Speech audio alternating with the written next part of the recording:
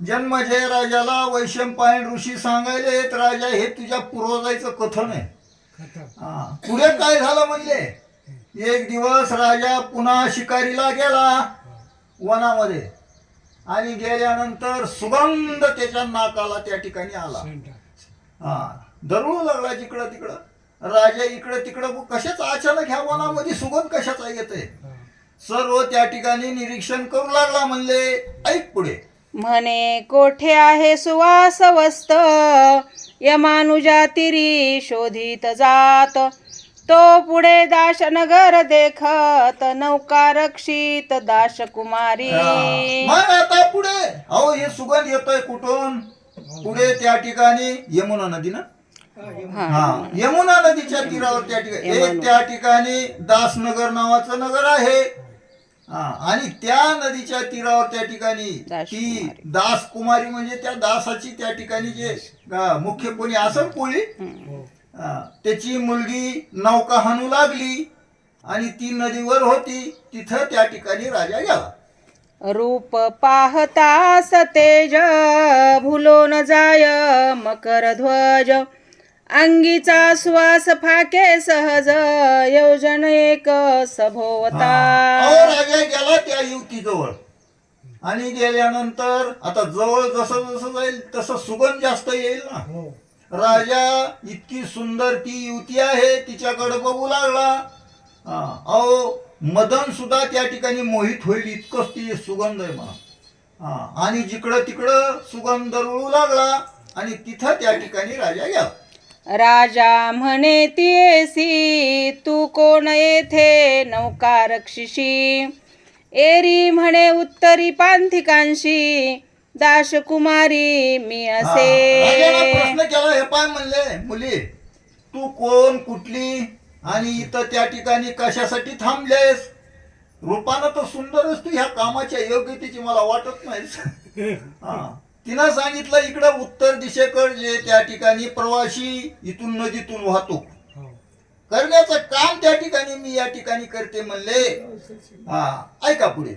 मनमथ बाणे भेदिला शंतन, मग दाशगृहा आदरे जाऊन.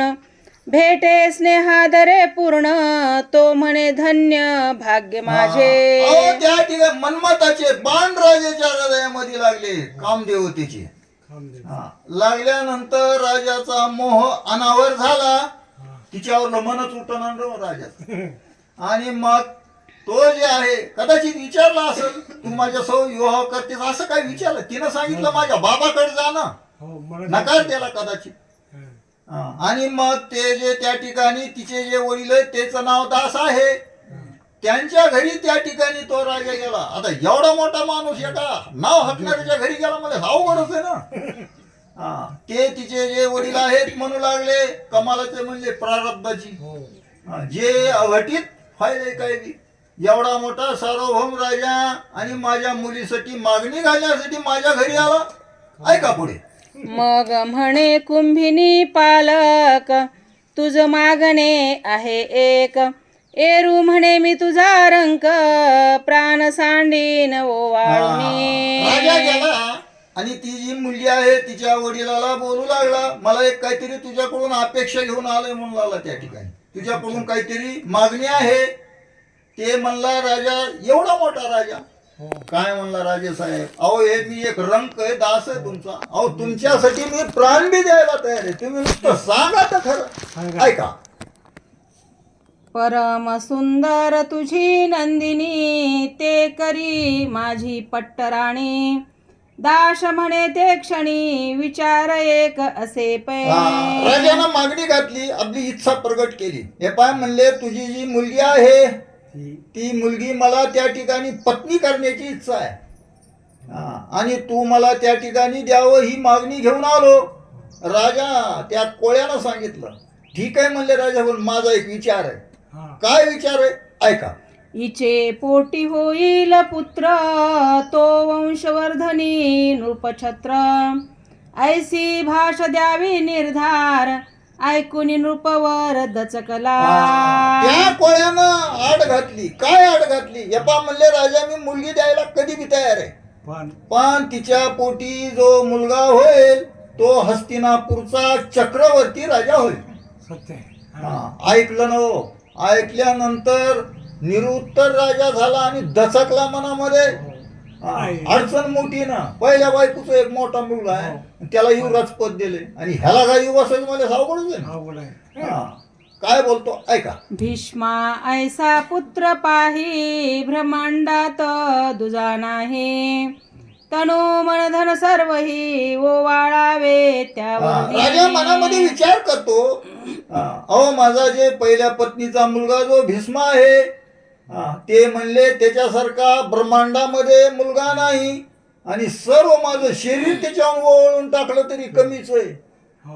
आणि मग तशा मुलाला राजगादी डावलून हिच्या ह्याच्या मुलीच्या आता जे होणारे मुलगा पुढी जे होईल ह्याला देणं मुश्किलच आहे. अडचणीमध्ये राजा आला. काय बोलतो ऐका. मौनेच राव उठोन स्वग्रामा गेला परतोन. मणी लागले सत्यवतीचे ध्यान न बोले वचन कोणासे. निरुत्तर राजा झाला आणि कुठलं बी काही शब्द न देता त्या ठिकाणी मौन धरून आपल्या राजधानीला आला खरा, पण मनामध्ये ती सत्यवती मनातली जाईना आणि सदैव तिचं ध्यान लागू लागलं. तिचं त्या ठिकाणी चिंतन करू लागला आणि व्याकुळ राजा होऊ लागला. शंतनू राव चिंता तुर भीष्मे ऐकता साचार.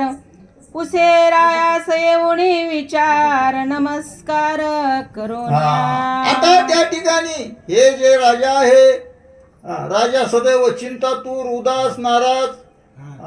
आणि भीष्माचार्याला कोणतरी सेवकाने सांगितलं, महाराज म्हणजे जरा आपल्या घरामधलं वातावरण बदलल्याने तुमचे मालक वडील त्या ठिकाणी चिंतातूर दिसायले. काय कारण आहे त्या ठिकाणी. शंतनू महाराज भीष्माचार्याने विचार केला. विचारावंच म्हणले, आपल्या बाबाच्या मनामध्ये कोणची चिंता बसली. मग त्या ठिकाणी त्यांच्याकडे आले. ऐका. मज सारिखा पुत्र असता तुम्हा काय पडली चिंता.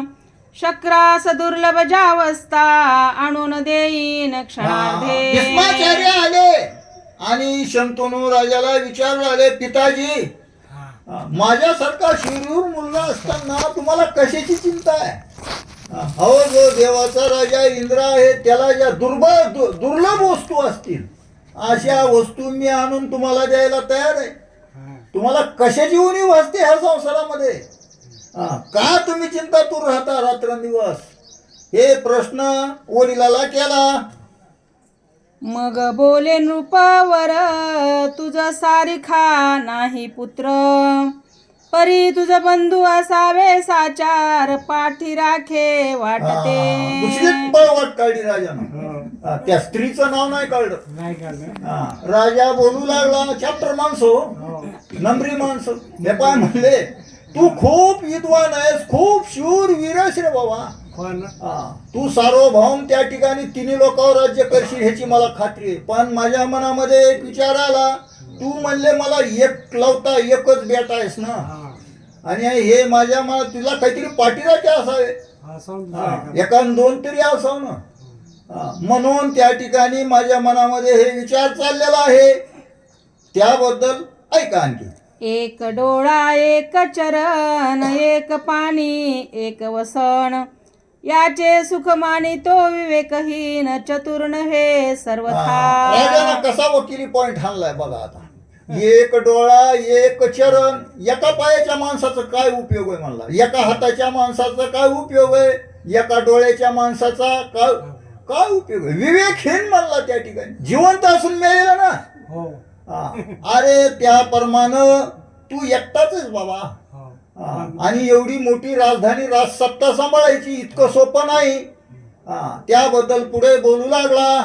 संसार क्षणिक साचार एक कुमार तो नव्हे कुमार. एका स्तंभी अवघे घर तगेल कैसे सांग पार. त्या ठिकाणी हे संसार आहे म्हणला. आणि ह्या संसारामध्ये एकच मुलगा. काय सांगता येते त्या ठिकाणी. प्रारब्धामध्ये काय खेळ येते. ज्याप्रमाणे एक मुलगा कसा असतो म्हणला, एका स्तंभाचं घर म्हणला. आणि ते सर्व लोड त्या स्तंभावर आला आणि ते स्तंभ जर मोडला तर सगळा टोप बसताना मध्ये, मग ते घर पडून जाईल. त्याप्रमाणे एक मुलगा म्हणजे एका स्तंभासारखा आहे म्हणला. आणि त्यामुळं मला वाटायला की तुला पाठीराखे 1-2 तरी भाऊ असावे. ऐका, ऐसे बोलता शंतन भीष्मास कळले वर्तमान, प्रधानास पाचारुण गंगात्मज सांगतसे. आता काय असते कळते शाने ज्ञानी लोकांना. अहो भात शिजला म्हणून काय सगळंच मूठ घालून बघत नाही, एकच बघत येत ना उलटण्यावर घेऊन. लक्षात आलं भीष्माचार्याची काही हे राजाचं मनोगत लक्षात आलं.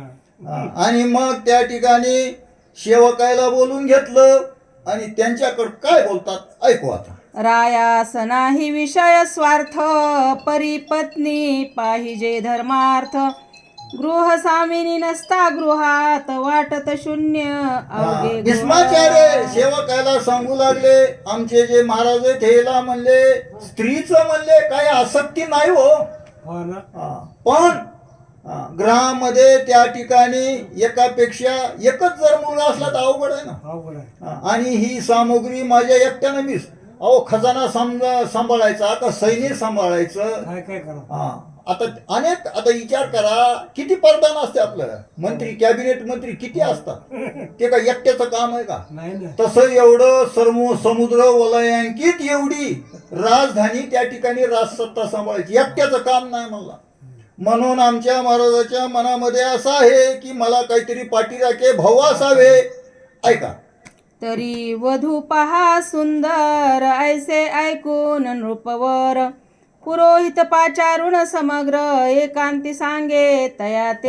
म्हणून त्या ठिकाणी आमच्या राजे जे आहेत त्यांच्यासाठी एखादी त्या ठिकाणी नवरी बघा, वधू बघा म्हणले ना. आणि मग पुरोहित हे सर्व बोलावले आणि मग त्या ठिकाणी कुठून तरी सोयरी कानाच म्हणले ना. वधू आणावी म्हणले तर कुठून तरी सोयरी बघा भाऊ म्हणले. आता मग आता हे सर्वांना त्या ठिकाणी सांगितलं, काय करतात बघू. सत्यवती दाश नंदिनी, ती करुण द्यावी मजराने, ती जविने नितंबनी, दुसरी न लगे सर्वथा. कदाचित भीष्माचार्यांना आता जे राजाच्या जवळ बसणारे उठणारे आपल्या बाबासारखे असते नच की. म्हाताऱ्याच्या मनामध्ये कोण बाई आहे बघा तरी, चाळ कार्ड असेल ना. मग आता बाबासारखे चॅप्टर मला राजानं सांगितलं माझ्या मनामध्ये एक आहे म्हणले, कोळ्याची मुलगी म्हणले, तिचं नाव सत्यवती. आणि तिच्या सोबत केला तर मी विवाह तिच्या सोबतच करीन. चाळ कार्ड ना बाबाच्या हातानं. ऐका, ऐसा हा वृत्तांत भीष्मास जाणविती पुरोहित, अवश्य म्हणून देवव्रत दाशगृहाशी पातला. सेवकांनी वृत्तांत सांगितला की म्हणले तुमच्या पिताजीच्या मनामध्ये अमुक अमुक ती त्या ठिकाणी मुलगी आहे त्या ठिकाणी. आणि मग ही कळवल्यानंतर त्या ठिकाणी ते आपल्या पिताजीच्या त्या ठिकाणी भवनाकडे आले. काय करतात बघू. दाशगृहात म्हणजे मुलीच्या घरी आले, मुलीच्या. या सर आता कुंडली गोधर विठ्ठल श्री ज्ञानदेव तुकाराम. बापरे.